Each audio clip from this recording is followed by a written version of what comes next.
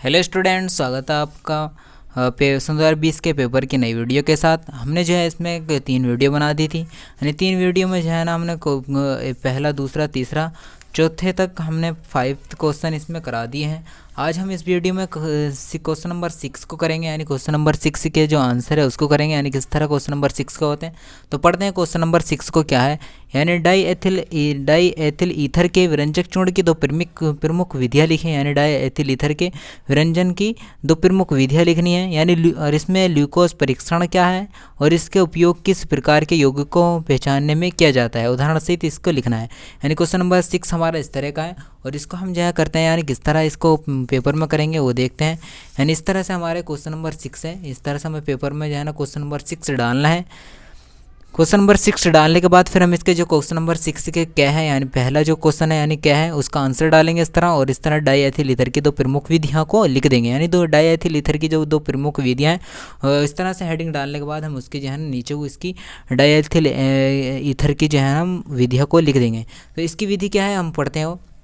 Die ethyl ether की 2 प्रमुख विधियाँ, यानी नंबर 1 क्या है, विलियमसन विधि। यानी जो विलियमसन विधि है इसकी नंबर 1 वो ये जो है ना हम पढ़ते हैं क्या है, यानी सोडियम इथॉक्साइड की क्रिया, यानी सोडियम इथॉक्साइड की क्रिया एथिल आयोडाइड से करने पर डाई एथिल ईथर प्राप्त होता है, यानी डाई एथिल ईथर प्राप्त होता है। ये जो है हमारी विलियमसन विधि है।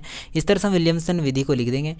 इस तरह फिर इसकी समीकरण को देखते हैं, यानी C2H5ONa, यानी ये क्या है, सोडियम इथॉक्साइड, यानी सोडियम इथॉक्साइड की क्रिया एथिल आयोडाइड से करने पर, यानी एथिल आयोडाइड, यानी सोडियम इथॉक्साइड की क्रिया किससे करना है, एथिल आयोडाइड से, C2H5, यानी इससे करने पर क्या मिलता है हमें, यानी C2H5, यानी जो हमारे जो ये Na ही हो, जो यहाँ से ये Na और I जो है हमारा निकल के कहाँ पहुँच गया, बाहर पहुँच गया। इस तरह से हम इसके Na को हमने बाहर पहुँचा दिया।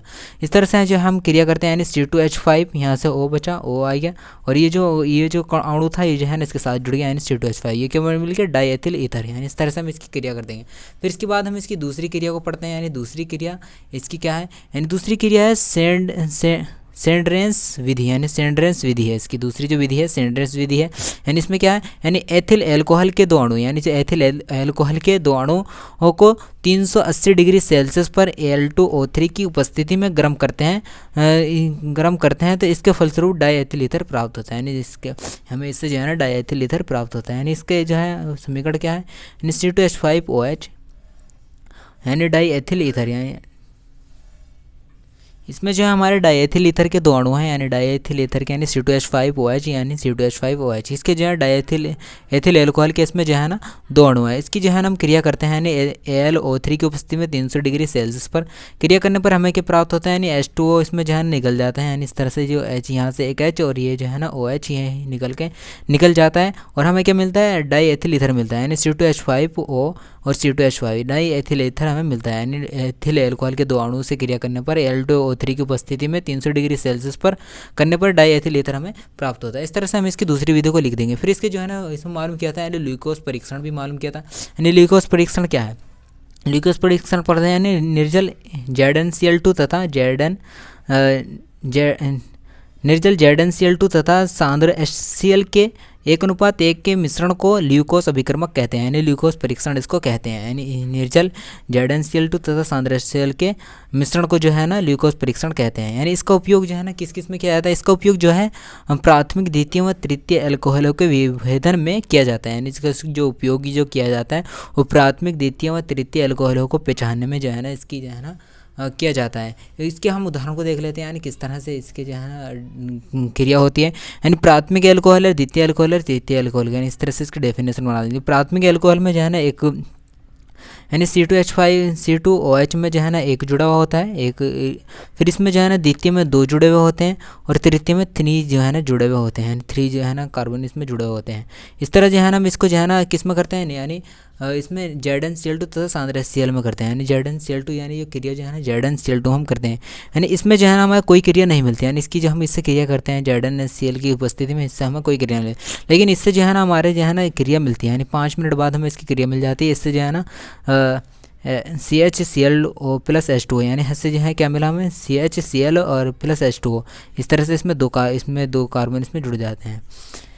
फिर इसमें जो है ना तृतीय में देखते हैं 3 जुड़ जाते हैं, यानी Cl2, यानी यहाँ से Cl2, यहाँ से 3 कार्बन के साथ जो है ना हमारे ये जुड़ गए हैं और प्लस H2 इसमें बन गया, यानी 1 मिनट बाद ही बहुत जल्दी इसमें अभिक्रिया हो जाती है। इस तरह से हम इसके जो है ना उदाहरण को लिख देंगे।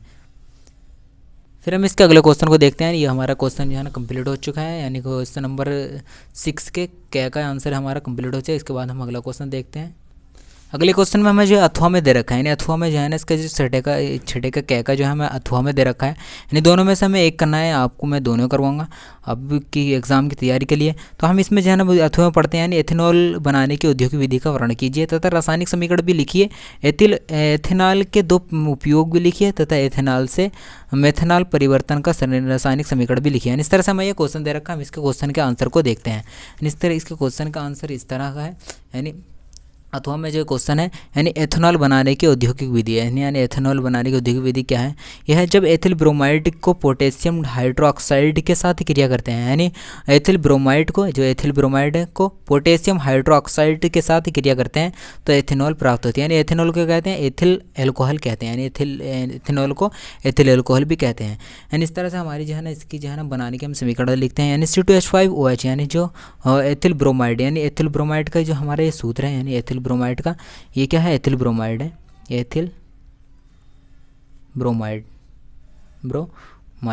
यानी हमारे एथिल ब्रोमाइड को पोटेशियम हाइड्रोक्साइड के साथ क्रिया करने पर क्या मिलता है? एथिल एल्कोहल हमें मिलता है, यानी C2H5 और साथ में KBr हमारा निकल जाता है।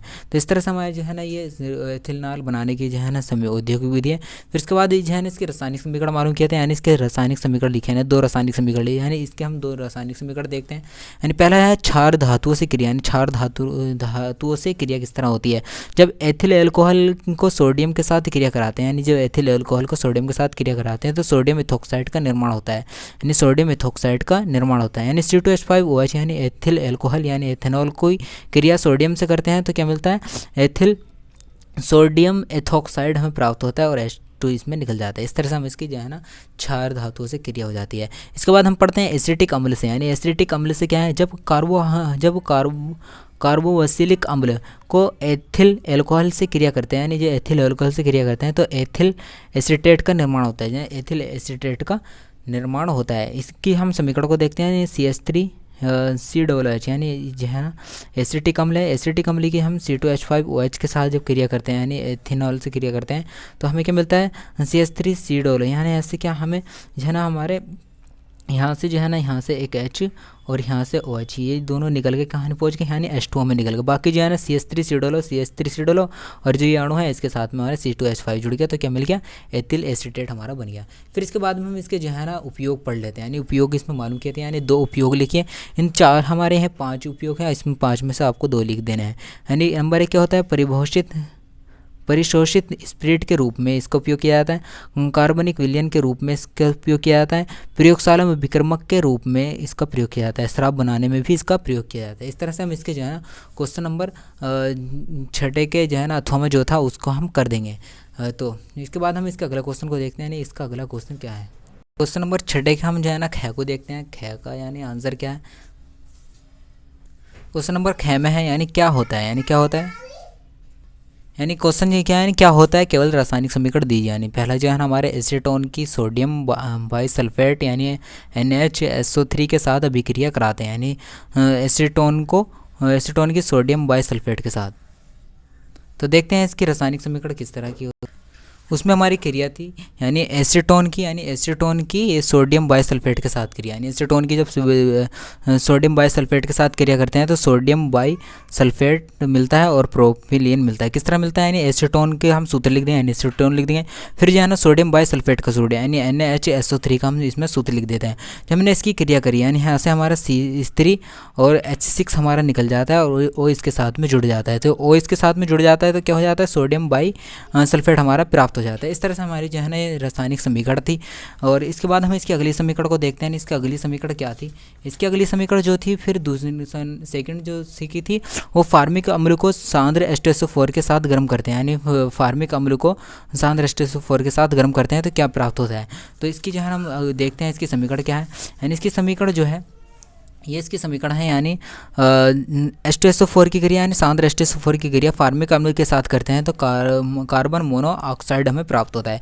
फिर जो है ना जलीय सल्फ्यूरिक अम्ल में प्राप्त होता है, यानी प्लस में H2 हमारा भी निकल जाता है। यानी H2SO4 की क्रिया फार्मिक अम्ल के साथ करते हैं, यानी HCOOH के साथ करते हैं तो CO यानी एक तो कार्बन मोनोऑक्साइड निकल जाता है और H2SO4 निकल जाता है, यानी जलीय विलयन निकल जाता है और फिर प्लस में H2O निकल जाता है। इस तरह से हमारी जो है ना इसकी जो है ना सेकंड जो है समीकरण थी। इसके बाद हम तीसरी समीकरण देखते हैं। इसकी तीसरी समीकरण है एसिटिक अम्ल को अमोनिया के साथ गर्म करते हैं, यानी एसिटिक अम्ल को जब अमोनिया के साथ गर्म करते हैं तो क्या प्राप्त होता है। तो इसकी जो है हम इसकी तीसरी समीकरण देख लेते हैं, यानी तीसरी समीकरण क्या है। इस तरह से ये हमारी तीसरी समीकरण है, यानी क्या एसिटिक अम्ल को, यानी एसिटिक अम्ल को जो है हम अमोनिया के साथ जब क्रिया करते हैं, यानी जो हमारे एसिटिक अम्ल का ये सूत्र है CH3COOH, इसको हम इस तरह से लिख देंगे, यानी H3C और OH यहाँ 2 कार्बन इस तरह से इसके जुड़ जाएंगे। इस तरह से हमारी ये जो है ना भिन्न बन जाएगी। फिर इसकी जो हम अमोनिया के साथ क्रिया करते हैं तो हमारे जो है ना यहाँ से क्या मिलता है, यहाँ से जो है ना जो हमारा जो OH है, OH के साथ में जो है ना NH3 जोड़ देते हैं, यानी ONH3 हम इसमें NH4 यानी H इसमें एक जोड़ दे तो 4 हो गया, तो ONH4 इस तरह से जोड़ देंगे, बाकी इस तरह से भिन्न रख दें। फिर इसके बाद जो है ना हमने 200 डिग्री सेल्सियस पर H2SO4 की उपस्थिति में इसकी क्रिया करते हैं तो हमें क्या मिला होता है, एसिटामाइड प्राप्त होता है, यानी इस तरह से एसिटामाइड हमें प्राप्त हो जाता है। इस तरह हमारी जो है ना तीसरी समीकरण हो जाती है। इसके बाद हम तीसरे के बाद इसकी चौथी समीकरण देखते हैं, यानी चौथी समीकरण इसकी क्या थी। चौथी समीकरण जो होती है इसकी, यानी ये इस तरह से हमारी चौथी समीकरण है, यानी एसिटाल्डिहाइड को लार्टन अभिक्रियमक के साथ क्रिया कराते हैं, लार्टन अभिक्रियमक के साथ क्रिया कराते हैं तो क्या प्राप्त होता है। तो इसकी अभिक्रिया भी हम देख लेते हैं, यानी क्या है इसकी अभिक्रिया जो है हमारी ये है, ये हमारी इसी की अभिक्रिया है, यानी एसिटाल्डिहाइड, यानी ये क्या हमारा एसिटाल्डिहाइड है और टालन अभिक्रिया, यानी ये एसिटाल्डिहाइड है, यानी एसिटाल्डिहाइड,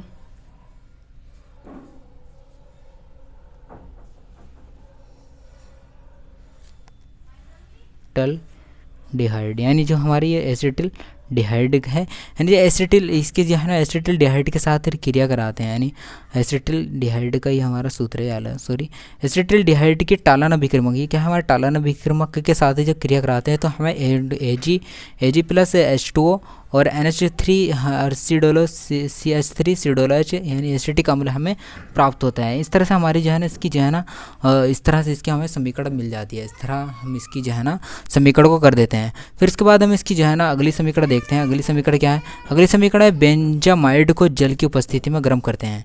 जब बेंजामाइड को जल की उपस्थिति में गर्म करते हैं तो क्या प्राप्त होता है, यानी इस तरह से हम इसकी अगली समीकरण यानी बेंजामाइड के साथ अभिक्रियमक देख लेते हैं। यानी बेंजामाइड यानी बेंजामाइड का हम जो है ना बेंजीन बना लेते हैं और इसके बाद हम CONH2 इसमें लगा देते हैं। यानी जब बेंजामाइड हमारा जो है ना ये सूत्र है बेंजामाइड का, प्लस हम किसके साथ क्रिया करें, यानी जल की उपस्थिति में, यानी जल के साथ क्रिया करते हैं तो क्या मिलता है, बेंजोइक अम्ल, यानी बेंजोइक अम्ल मिलता है। यानी CH3 यहाँ से हमारी जो है ना बेंजोइक अम्ल मिला और NH3 हमारा जो है ना NH3 हमारा जो है ना यहाँ से COOH आ गया, ये क्या हो गया बेंजोइक अम्ल हो गया और NH3 बचा था, NH3 हमारा यहाँ आ गया। इस तरह से हम इसकी जो है ना सारी समीकरणों को कर देंगे। फिर इसके बाद हम इसके अगले देखते हैं। अगले में क्या मांगा है, अथवा में क्या मालूम किया है, अथवा में मालूम किया कैसे प्राप्त करें, यानी कैसे प्राप्त करें, केवल रासायनिक समीकरण दीजिए। यानी ब्यूटेनोइक पहली क्या है, ब्यूटेनॉल फर्स्ट से ब्यूटेनोइक अम्ल, यानी ब्यूटेनोइक अम्ल किस तरह प्राप्त होता है।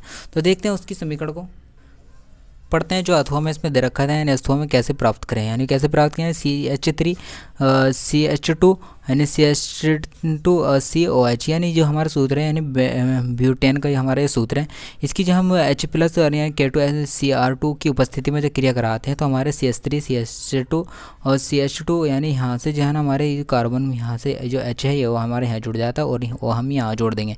तो इस तरह से हम इसकी क्रिया करते हैं। फिर इसके बाद में जो है ना हमें ये प्राप्त होता है। फिर इसके बाद जो है ना हम इसकी क्रिया H प्लस K2Cr2 की उपस्थिति में फिर दोबारा कराते हैं तो हमारा ब्यूटेनोइक अम्ल यानी जो हमें निकालना था वो हमें प्राप्त होता है। यानी CH3 CH2 और CH2 और C इस तरह से ओ कार्बन जुड़ा हुआ O और OH, इस तरह से हमारे जो है ना ये समीकरण हमारी प्राप्त हो जाती है। इस तरह से हमें ब्यूटेन मिल जाता है। फिर इसके बाद हम इसका अगला देखते हैं। अगला ऑप्शन क्या था, अगला ऑप्शन जो है ना एसिटाल्डिहाइड से एसिटिक अम्ल, यानी एसिटाल्डिहाइड से एसिटिक अम्ल हमें प्राप्त करना है। तो देखते हैं इसकी अगली समीकरण, यानी एसिटिल्डिहाइड यानी जो हमारा सूत्र है ये जो है हमारा एसिटिल्डिहाइड का सूत्र है। इसके हम के MnO4 यानी H+ की उपस्थिति में कराते हैं तो एसिटिल अम्ल प्राप्त होते हैं यानी CH3COH यानी इस तरह से यहाँ CH3CH3 है यहाँ, और जो हमारे यहाँ से H जो हमारे यहाँ से जुड़ गए, एक यहाँ से कार्बन यहाँ से जुड़ गए, हाइड्रोजन यहाँ जुड़ गए, इसके साथ यहाँ बाहर जाता है तो हमारे क्या हो जाता है एसिटिक अम्ल बन जाता है। यानी इस तरह से हमारा जो है ना अगली समीकरण थी। इसके बाद हम इसकी तीसरी समीकरण को देखते हैं। यानी तीसरी समीकरण क्या है, एसिटिक अम्ल से एथिल एसिटेट यानी एसिटिक अम्ल से एथिल एसिटेट कैसे बनता है।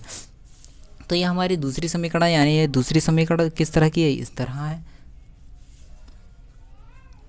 तो एसिटिक अम्ल ये क्या इसका सूत्र है, एसिटिक अम्ल का है। एसिटिक अम्ल की जब हम क्रिया HOC2OH यानी एल्कोहल के साथ करते हैं यानी सांद्र H2SO4 की उपस्थिति में, तो हमें क्या मिलता है एथिल एसिटेट हमें प्राप्त होता है। यानी CH3 दो कार्बन यहाँ जुड़े हुए थे, यहाँ भी इसमें जुड़े हुए थे, इसमें H यहाँ से जो है ना हमारा ये H यहाँ से निकला और OH यहाँ से निकला और हमारे से H2O जो है ना बाहर निकल गया। तो ये क्या मैं बचा हमारा O आइए यहाँ C2H5 जो बचा था मैंने इसके साथ में जोड़ा दिया। इस तरह से एथिल एसिटेट हमें प्राप्त हो जाता है। तो इस तरह से हमें ये समीकरण हो जाती है। इसके बाद हम इसकी अगली समीकरण देखते हैं। यानी एसीटोन से तृतीय ब्यूटोन एल्कोहल प्राप्त कीजिए। यानी तृतीय ब्यूटोन एल्कोहल किस तरह प्राप्त होते हैं, इस तरह से ये इसकी समीकरण क्या हमारी है, इसकी समीकरण ये है। यानी एसीटोन को यानी एसीटोन की जो क्रिया यानी CH3 यानी दो कार्बन ओ यहाँ जुड़े हैं यानी CH3 MgI की उपस्थिति में कराते हैं तो हमें जो है ना ये कार्बन हमें प्राप्त हो जाते हैं। यानी यहाँ से जो है ना हमारा जो है ना MgI जो है ना यहाँ से इसके साथ हमारा जुड़ जाता है। इस तरह जुड़ के उड़ने के बाद यानी फिर हम इसकी दोबारा क्रिया कराते हैं यानी C2H+ की उपस्थिति में कराते हैं तो ब्यूटिक एल्कोहल हमें प्राप्त हो जाता है। यानी ब्यूटिक एल्कोहल हमें प्राप्त होता है। इस तरह से हमारे सारे कार्बन ये जुड़े हुए थे, यहाँ से हमारा जो है ना MgI निकल जाता है और यहाँ के जुड़ जाता है OH यहाँ जुड़ जाता है। इस तरह से हमारे जो है ब्यूटिक एल्कोहल हमें प्राप्त हो जाता है। इसके बाद हम इसकी अगली समीकरण को देखते हैं। अगली समीकरण क्या है, यानी 3 नाइट्रोबेंजोइक बेंजीन से M नाइट्रोबेंजोइक अम्ल यानी नाइट्रोबेंजोइक अम्ल किस तरह प्राप्त करते हैं। तो इसकी समीकरण भी हम देख लेते हैं। इसकी समीकरण जो है ये है, यानी 3 नाइट्रोबेंजोइक बेंजीन यानी 3 नाइट्रो यानी बेंजीन, तो यहाँ 3 नाइट्रो यानी बेंजीन नाइट्रो किससे 3 है तो 3 पे यानी 1 यहाँ 1 होता है, यहाँ 2 होता है और यहाँ 3 होता है। यानी 3 पे क्या है नाइट्रो, फिर यहाँ बेंजीन और ब्रोमाइड हो गया। इसकी जब हम AgI ईथर के साथ क्रिया कराते हैं तो ग्रिगनार्ड अभिक्रमक प्राप्त होता है। यानी यहाँ से जो है ना Mg जो है ना इसके साथ में यहाँ जुड़ जाते हैं, MgBr और ग्रिगनार्ड और नाइट्रो यहाँ जुड़ा हुआ रहता है। तो क्या प्राप्त होता है ग्रिगनार्ड अभिक्रमक। फिर इसकी जब हम क्रिया कराते हैं यानी CH3H+ और 2 की उपस्थिति में कराते हैं तो हमें जो है ना यहाँ इस तरह से हमारी ये जो है ना यहाँ से जो है ना CH आ जाता है। यानी यहाँ से जो है ना यहाँ से CH हमारा जो है आ जाता है और नाइट्रो हमारा यहाँ जुड़ा होता है। तो ये क्या बन जाता है 3 नाइट्रो बेंजोइक अम्ल हमें प्राप्त हो जाते हैं, जिसको जो है ना M नाइट्रो बेंजोइक अम्ल भी कहते हैं। तो आशा करते हैं वीडियो आपको अच्छी लगी होगी। वीडियो अच्छी लगी तो लाइक करें, कमेंट्स करें और चैनल पर नए हैं तो चैनल को सब्सक्राइब करके बेल आइकन की घंटी दबा दें।